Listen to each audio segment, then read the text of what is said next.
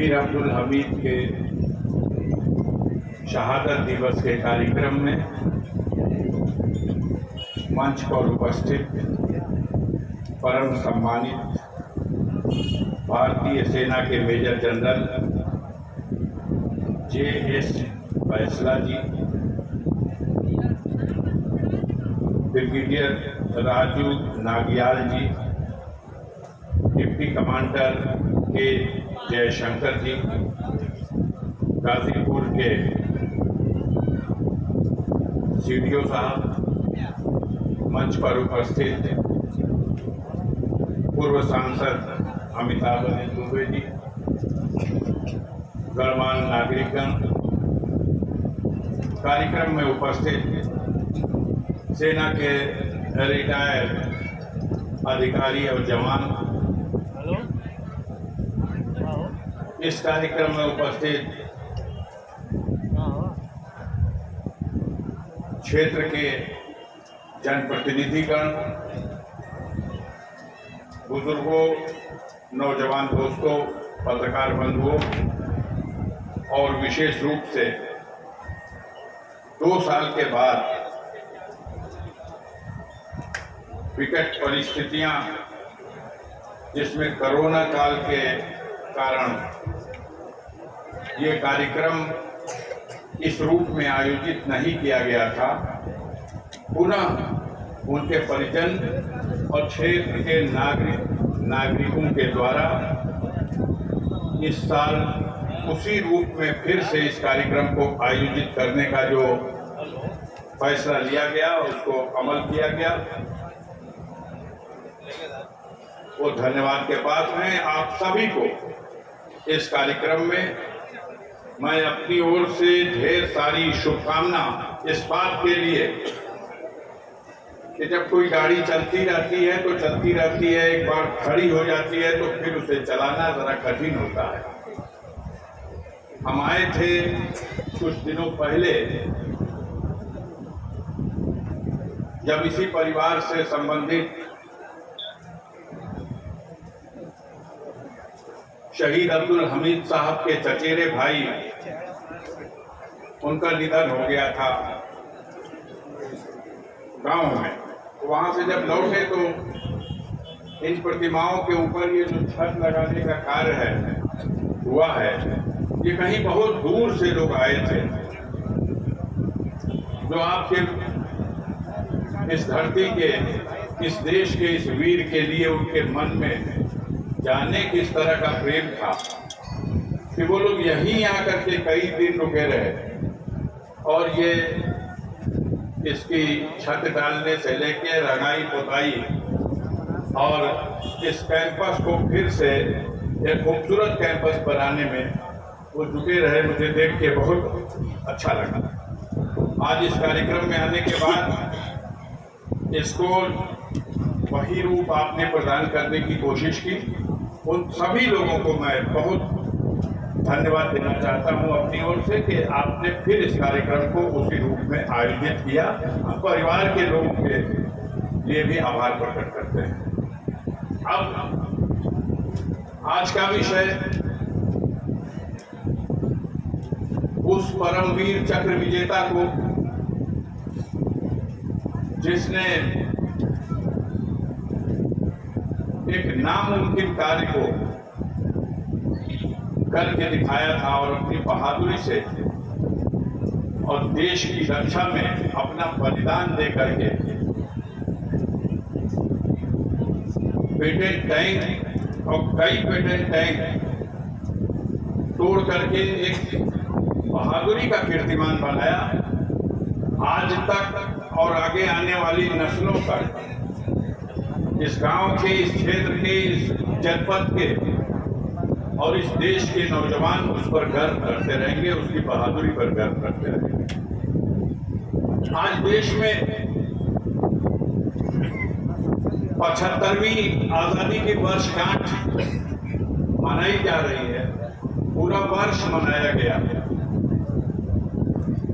देश को स्वतंत्र हुए इस 75 साल के इस कार्यकाल में देश ने जो तरक्की की, देश की आजादी के लिए जिन लोगों ने बलिदान दिया, जिन्होंने कुर्बानियां दी, उनकी गाथाओं को याद किया गया और इस आजाद भारत की सीमाओं पर जो समय समय पर चुनौतियां आई, संकट आया, उस चुनौतियों और संकट की घड़ी में देश के वीरों ने, भारतीय सेना ने जिस तरह के पराक्रम का परिचय दिया, वो दुनिया के सामने एक बेमिसाल नतीजा है। स्वतंत्रता के साथ ही साथ 1947 में देश आजाद हुआ, लेकिन एक आजाद भारत सुरक्षित कैसे रहे, इस देश में रहने वाले करोड़ों लोग सुरक्षित कैसे रहे, इसकी जिम्मेदारी तो सब पर थी, लेकिन सबसे बड़ी जिम्मेदारी सीमाओं पर खड़े हमारे जवानों की थी, हमारी सेना की थी। और हमारी सेना के जवानों ने जब जब संकट आया है, हर चुनौती का साहस के साथ मुकाबला किया और सफलता हासिल की। हम इस अवसर पर बताना चाहते हैं, गाजीपुर के इतिहास को आप जब गाजीपुर में आए हैं और सेना से जुड़े हुए अधिकारी हैं तो सभी जानते होंगे, लेकिन थोड़ा वर्णन इसलिए करना चाहता हूं कि 1947 में जब सबसे पहले आजादी के तुरंत बाद कबायलियों की मदद से पाकिस्तान की सेना कश्मीर में घुसपैठ करने में सफल हुई, तो उस लड़ाई में भी जब कश्मीर का राजा हरि सिंह दिल्ली आकर के हमारे प्रधानमंत्री के सामने उस समझौते पे दस्तखत किया कि अब से कश्मीर भारत का अभिन्न अंग होगा, और भारत की जो पहली सेना भेजी गई, उस सेना का नेतृत्व करने का काम भी इस गाजीपुर की मिट्टी से जुड़े हुए वीरों ने किया है। हम स्मरण दिलाना चाहते हैं उस नाम को, जिसे ब्रिगेडियर उस्मान के नाम से, जिन्हें महावीर चक्र मिला, जिन्हें मोहम्मद अली जिन्ना ने ऑफर दिया कि आप पाकिस्तान चले आओ, हम पाकिस्तानी सेना का जनरल बनाएंगे, लेकिन उस वीर ने मोहम्मद अली जिन्ना के उस प्रस्ताव को ठोकर मार दी। वो झांगर घाटी, वो नौशेरा,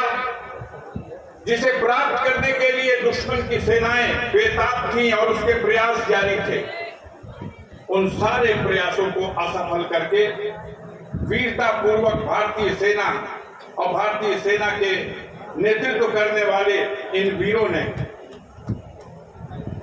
सफलता हासिल की। और हमें गर्व होता है आज भी ये बताते हुए कि हम भी उन्हीं के वंशज हैं जो ब्रिगेडियर उस्मान साहब थे, जिन्होंने नौशेरा में अपना सर्वोच्च बलिदान करके, जिन्हें मरणोपरांत